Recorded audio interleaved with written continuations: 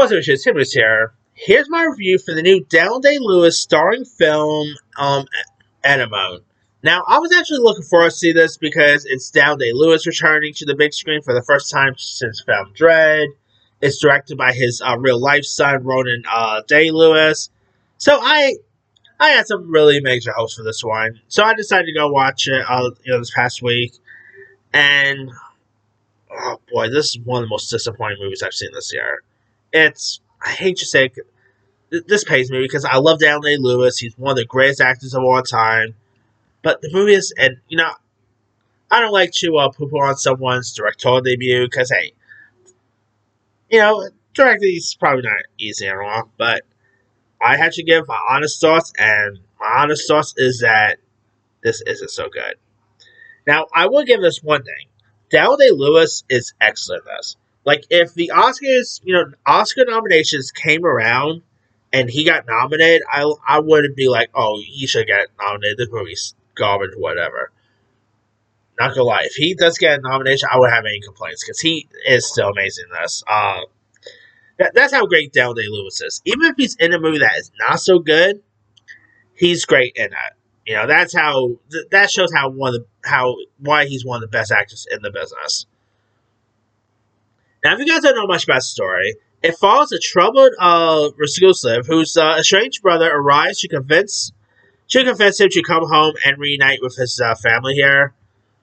And you do got Samantha Morton, Samuel Blatterman, Sean Bean, of course, plays of course it sets in like Northern Ireland, England, and begins with Jem Stoker, played by Bean.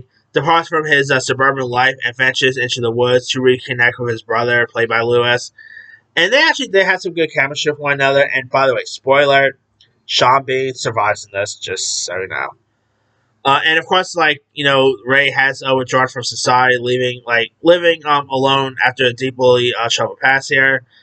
And the reunion forces them to confront mysterious fraught history, one with emotional scars, secrets, and all.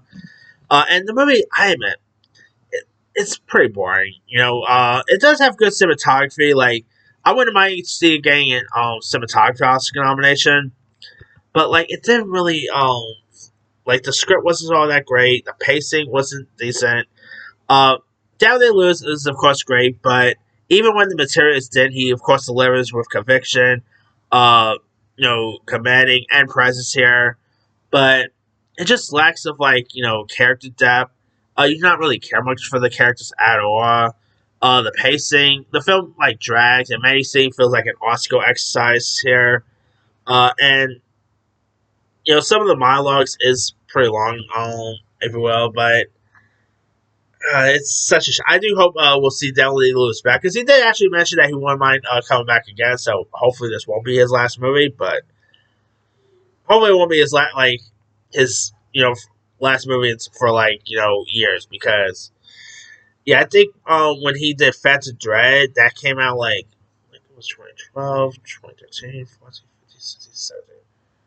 In between Lincoln and Phantom Dread, that was a 15-year wait.